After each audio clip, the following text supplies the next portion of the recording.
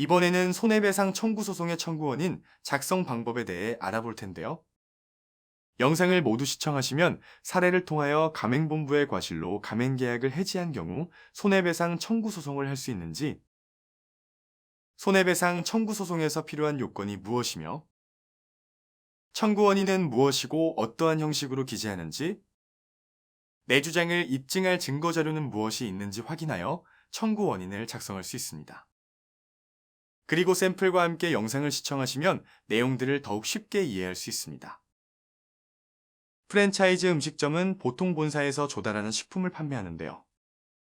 만일 본사에서 온 식품의 품질이나 수량에 이상이 있어 매장을 운영할 수 없을 정도로 매출에 지장이 발생하였다면 가맹점주는 매우 억울할 것입니다. 그럼 이번 영상을 통해 가맹점을 운영하면서 본사로 인해 피해를 받은 경우에 계약 해지와 손해배상 청구 소송을 제기하는 방법에 대해 알아보겠습니다.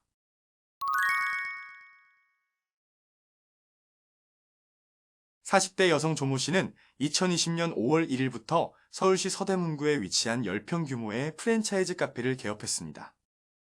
조모 씨는 프랜차이즈 카페를 개업하기 위하여 가맹비 500만 원과 시설 비용 1000만 원을 본사에 지급했습니다. 해당 카페는 음료뿐만 아니라 다양한 베이커리 메뉴가 있었는데요. 냉동 상태의 베이커리를 본사로부터 배송받아 오븐에 굽거나 데워 손님들에게 제공하는 방식이었습니다. 2020년 6월 1일도 역시 조모 씨의 가게로 일주일치 냉동 베이커리가 배송되었습니다. 조모 씨는 이것을 그대로 구워 손님에게 판매했는데요. 하지만 오후 6시경 당일에 공급된 머핀에 대한 컴플레인이 들어왔습니다. 조모 씨가 해당 머핀의 맛을 확인해보자 이전에 맛본 것과 다르게 품질이 현저하게 떨어진 상태로 공급된 것을 알 수 있었는데요. 혹시 몰라 다른 제품을 살펴보니 당시 배송된 모든 머핀의 상태가 좋지 않았습니다. 본사의 시정을 요구하고 머핀 판매를 멈춘 조모 씨의 매장은 이후에도 지속적으로 품질이 떨어지는 제품과 충분하지 못한 재고 확보로 인해 피해를 보게 되었는데요. 본사에서 매출에 지장이 올 정도로 지속적으로 불량 제품을 공급하자 더 이상 참을 수 없던 조모 씨는 결국 본사를 대상으로 계약 해지와 손해배상 청구 소송을 제기할 것을 결심합니다.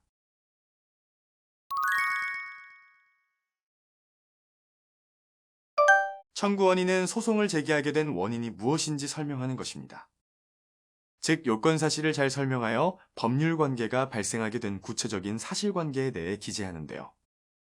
손해배상 청구 소송은 피고의 채무 불이행으로 원고에게 손해가 발생하여 피고에게 배상 책임이 발생하였다는 사실입니다.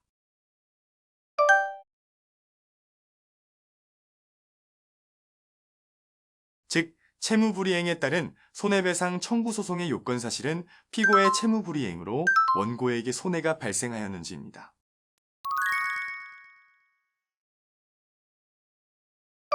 청구원인은 앞서 설명한 요건 사실을 주장하면서 나의 주장을 뒷받침할 수 있는 입증 자료도 함께 제출해야 하므로 나에게 발생한 상황에서 어떠한 증거가 있는지 확인하고 그 증거를 기반으로 청구원인을 작성해야 합니다.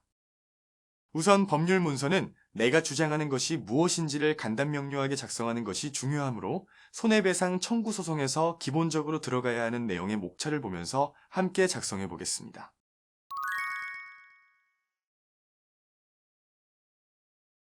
당사자들의 관계는 사건의 배경을 파악하기 위한 항목으로 원고와 피고의 사이가 어떤 관계인지 간략하게 설명합니다. 손해배상 책임의 발생은 피고의 채무불이행으로 인하여 원고에게 손해가 발생한 사실에 대하여 설명합니다. 그래서 우선 원고와 피고가 체결한 가맹계약에 따라 피고는 원고에게 제품을 납품할 의무가 있지만 이행하지 않았기 때문에 계약 해제를 통보하게 된 경위를 설명하였습니다.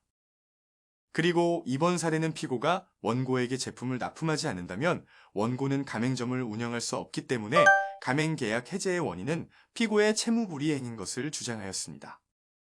그래서 가맹계약 체결을 입증하기 위한 가맹계약서와 피고가 계약을 이행하지 않아 매출이 하락한 사실에 대해서는 원고 매장의 후기글과 매출 내역을 증거자료로 함께 제출하였습니다. 또한 원고가 피고에게 계약 해제를 통지한 사실을 입증하기 위하여 원고가 발송한 내용 증명을 증거자료로 제출하였습니다.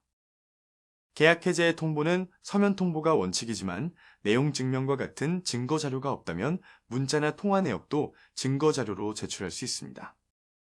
다음은 피고의 채무불이행으로 가맹계약이 해제되었기 때문에 민법 548조에 의하여 원상복원을 하기 위한 가맹비와 인테리어 비용을 반환합니다.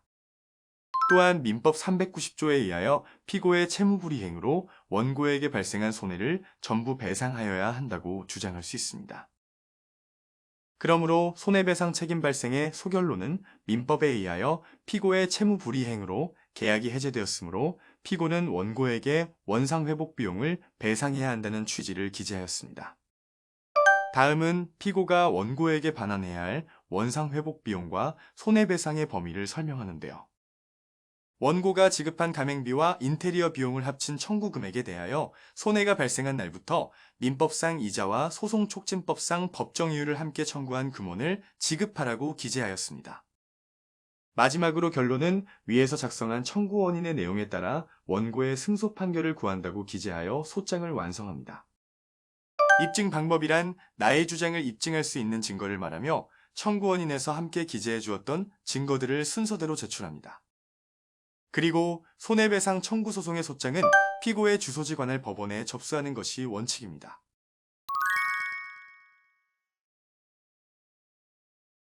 이번 영상에서는 가맹계약을 체결한 이후에 가맹본부의 채무불이행으로 계약 해제 사유가 발생한 경우 가맹본부에게 손해배상을 청구하기 위한 청구원인 작성 방법에 대하여 알아보았는데요. 청구원인은 제목만 보아도 원고의 주장을 한 번에 파악할 수 있도록 간략한 목차와 목차에 따른 요건 사실을 정리하는 것이 중요합니다. 그러므로 원고와 피고가 가맹계약을 체결하였으나 피고의 채무불이행으로 원고에게 손해가 발생하였고 그로 인하여 원고에게 발생한 손해배상의 범위를 입증하는 것이 핵심입니다. 그럼 여러분도 이번 영상과 샘플을 참고하여 상황에 맞는 청구 원인을 작성해보세요.